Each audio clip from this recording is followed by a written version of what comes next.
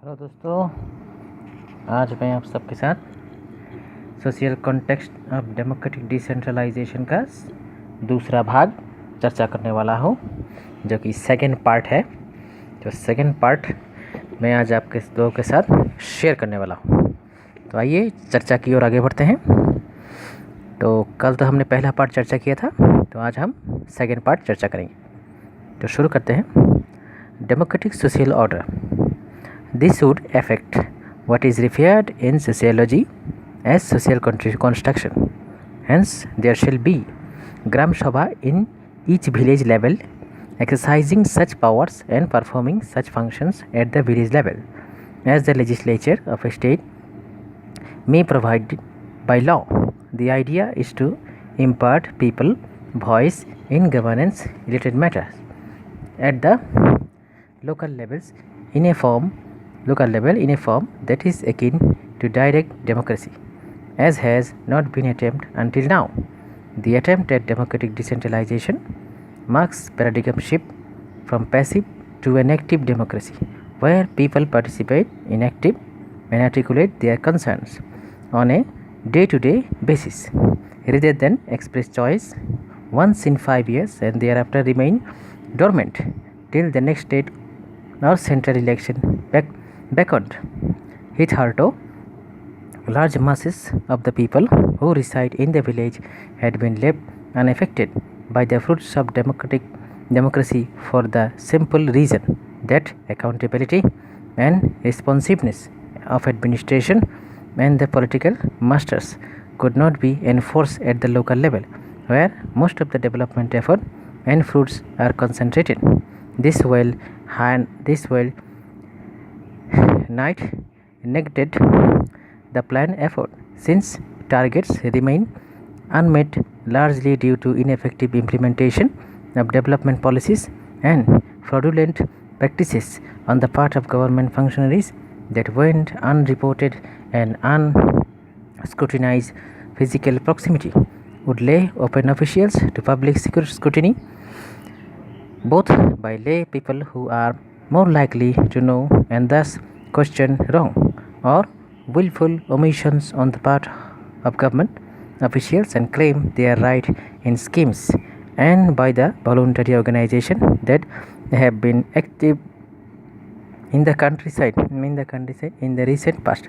The hypothesis that physical distance is directly correlated to responsiveness and efficiency of administration would be tested in the coming years.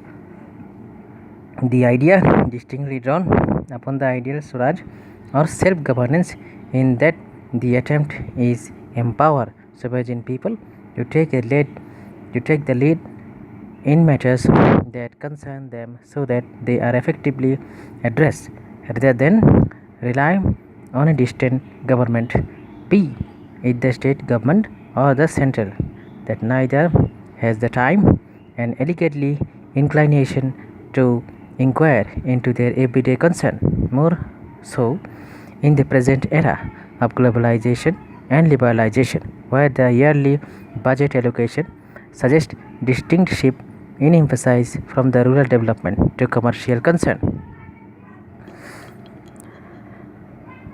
However, major lacune in this regard would be lack of literacy among the rural masses, which greatly compromise the right to question for provisions like the right to information to yield expected benefits. Is to imperative that literacy campaign be given as urgently fill up provisions for Gram Sabha village assembly and institution of direct democracy exist in the majority Indian states like Gujarat, Karnataka, Maharashtra, Odisha, Punjab, Uttar Pradesh, Himachal Pradesh, and there is a statutory provisions for Gram Sabha. On 26 January 1963, Ministry of Community Development and Cooperation set up study team for the position of Gram Sabha in Panchayat Raj movement under the chairmanship of Sri R.R. Divakar, a former member of Rajya Sabha. In Gandhian Divakar committee report revealed our experience as that even in those states where the institutions of Gram Sabha has been introduced by the states in 1947. It cannot be said the institutions had been functioning there in any real sense of the term. Generally, the Gram Sabha meeting are thinly attained quorum and seldom is achieved. Though the team put forward recommendation to review the Gram Sabha, no such move has taken place, improving the position of Gram Sabha in the country. In January 1964, then Union Minister of Community Development and Cooperation and Panchayati Raj admitted the All India Panchayati Parishad seminar. We know that in spite of the statutory provision, members of Gram Sabha are not taking interest in the deliberation of the body. These experiences all over the country. Rajneesh 2002. Continuing in the same vein, and reservation of seats for SC, ST provided in proportion to their population to each level. Not less than 1/3 of the total membership has been reversed for women, and the seats may be allotted to rotation.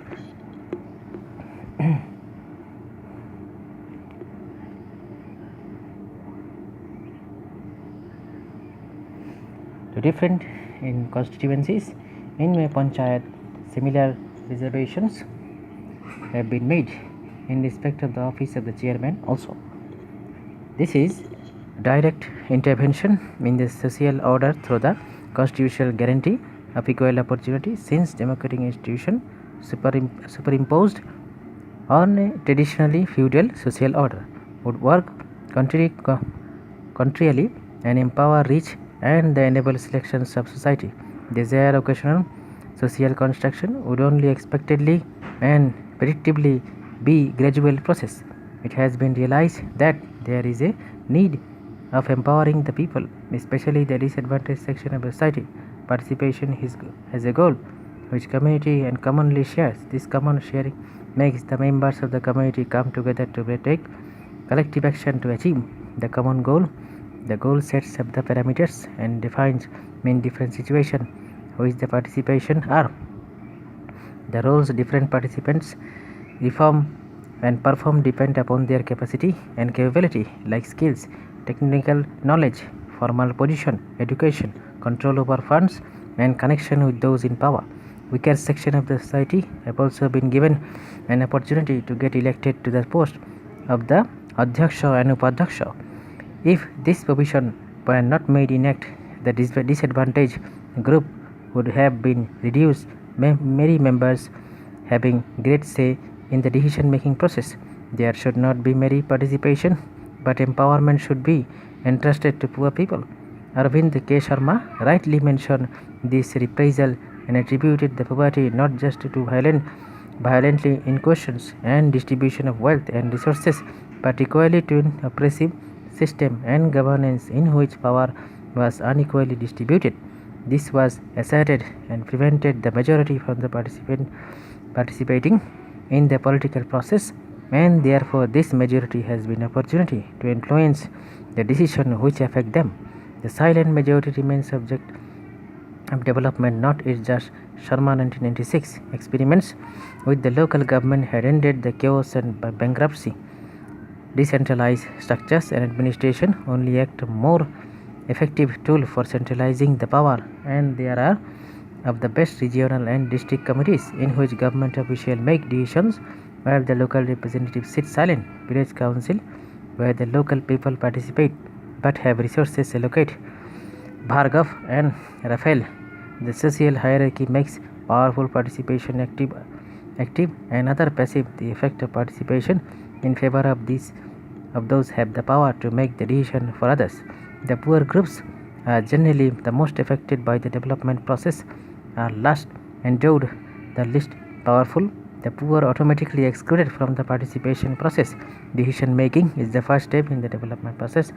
Therefore, a key objective of participation is to find out way to include the hitherto and neglected groups who are directly affected by the negative impacts of the development of decision making process. Participation is a process of giving wastage of the poor groups in the development process so that they may have control other decisions which affect their lives. Participation is a process empowering and the poorest. The indicator of genuine participation is the extent to which the poorer groups have power over decision making and over resource management. Status of women, especially in the rural village, pathetic. Even after 60 years of independence, the grassroots reality is something else. What official paper says, their participation is still in proxy in majority of these cases because of socio-economic cultural reason based on certain customs and villages.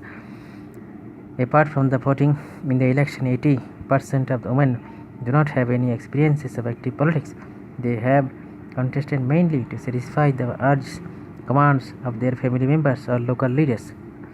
Understandably, they were particularly hesitant to express views that were contrary to or in opposition to the views expressed by dominant and powerful male members of the PRIS of women's participation.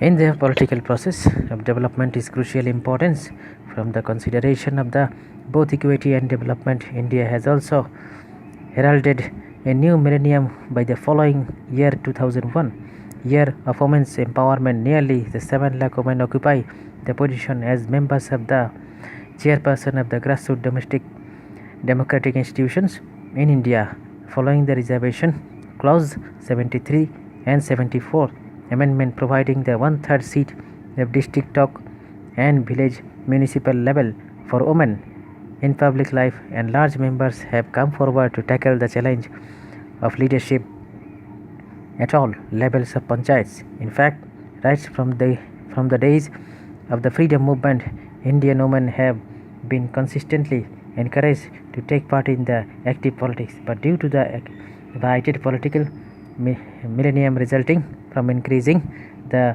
politicization and criminalization of politics, the level of political participation of women has been marked increase in the level of literacy and political awareness of women. Thank you. तो दोस्तों, ये हमने आज चर्चा किया है the second part को हमने चर्चा आज पूरा किया है, जो social context of democratic decentralization के ऊपर आधारित था। तो अगर आपको ये वीडियो अच्छा लगा हो तो आप इसे शेयर ज़रूर करिएगा और इसे लाइक ज़रूर करिएगा। तो धन्यवाद। दूसरे वीडियो को हम बहुत जल्द पब्लिश करेंगे। धन्यवाद, शुक्रिया।